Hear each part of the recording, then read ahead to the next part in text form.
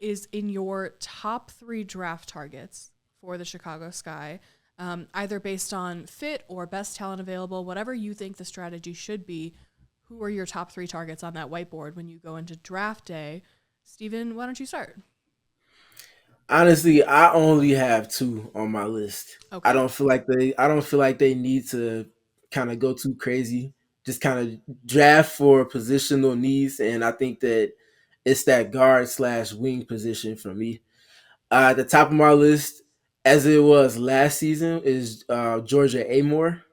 I feel like Georgia has probably outplayed the Sky having an opportunity to draft her at this point, but talk about just a great guard that just gets after it. She's cut from that similar cloth that we spoke to Paige being cut from, where she gets it done on both ends of the court, is feisty, and just really just gets after it. She raises the competition bar for everybody that's on the court with her teammates and the opposing team included. And that's a rare quality to have, especially from a lead guard. But she also can double and play well off the ball as well. So Georgia Amore is someone that I've always had my eye on for this guy going back to last season. And then the other name I have in mind is Tahina Paopao. And I think that Tahina is a player that, again, like kind of like with Paige, where I spoke to her having that chameleon about her, she can just fit into a culture, a context, a scheme, and really kind of uplift the floor while also raising the ceiling as well with the leadership qualities that come from a prestigious campus in South Carolina and the entire culture that Don Staley's established, no different than with UConn. So those are kind of the two names I have in mind most.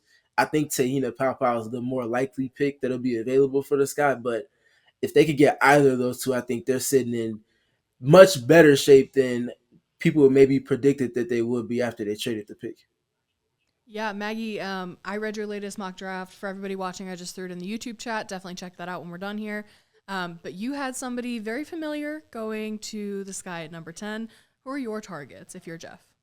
So I had Hailey Van Lith for honestly a lot of the same reasons you said about Tahina Mm-hmm. Powpow and Georgia Amore, because as we have seen in this tournament, she is absolutely a dog. She has shown she can fit anywhere. She has an Olympic medal. Like she's been through some of the bigger experiences you can have as a basketball player.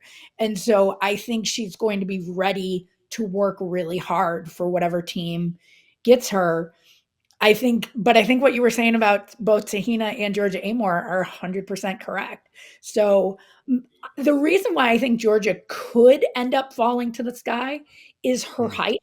She is Mm-hmm. I think she's listed at 5'6", and I think that's very generous.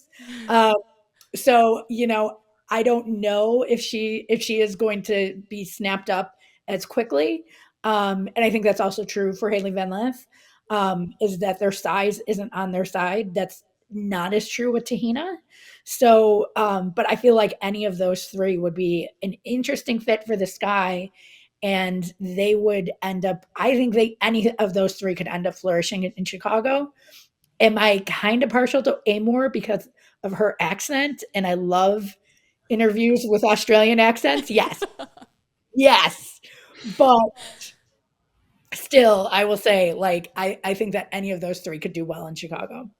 Yeah. I mean, that's a reason, and I will take that reason. I love Australian accents too. I am so happy to be in a Zoom call. Just listening to that kind of wash over me. That'd be lovely. Yes. When we had Alana Smith in Chicago, there was one game when Mm-hmm. it was still in Chicago where for some reason they were talking about who kangaroos could beat in fights. And Courtney Williams didn't know that kangaroos bring it, and it was amazing. It was possibly my favorite press conference ever. I love that. Yeah, James Wade came in there talking about kangaroos and whatnot. It was that was insane. Um, I was just trying to say quickly, Haley. I'm a sucker for a redemption story because it takes a certain type of dog to embrace that adversity and then reverse engineer it into something that's positive and productive and really helps to boost your stock. And I talked about that escape velocity. Haley has been on that trajectory pretty much all season with TCU. I don't think the fit made the most sense for her with LSU last season. And I think a lot of the struggles and inconsistencies we saw with her stem from that in particular. she gets to the TCU context, gives them something that they need while also having a program that gives her something that she needs. And look at where she is now. A complete 180 from the projections and the lens that people were looking at her game through last season. And I think she's a player that would very much fit into a Tyler Marsh context as well, because she's come from that cloth. And you literally see her after big games with her teammates doing all of their different antics and whatnot, all of which are dog related. So yes, I would like to see Hailey in the Sky context. But for you, Maggie, who would you like most between those three names? Because I don't think there's a wrong answer there. I personally side with Georgia just a little bit more than Hailey, and then Tahina will be third. But I'm very curious what your perspective is there. Yeah, I think I would side with Hailey more just because I think she will hit the ground running. And I Yeah. also something I didn't mention before is she's played with Angel, and that's not a Mm-hmm. small thing. That Mm-hmm. she's comfortable with Angel. She knows where Angel likes to get the ball, all of that. And so that's not and she's also played a ton against uh why am I like blanking on the name of this guy's very large Brazilian Camila Oh, Cardoso. Camila. Holy Yeah, Cardoso. yeah. don't get old. Um, but she's played against the Camilla a bunch, so she knows Camilla's tendencies too. So I Mm-hmm. feel like those things should not be overlooked because she's going to be the second she walks in the door, she's going to know what to do with these teammates. And heck, she's even from Washington, like Courtney. Yeah, True. a lot of connections there. Much like Steven, I am a sucker for a redemption story. I was talking a lot about Hailey Van Lith, and I was saying some not positive things about her fit with LSU.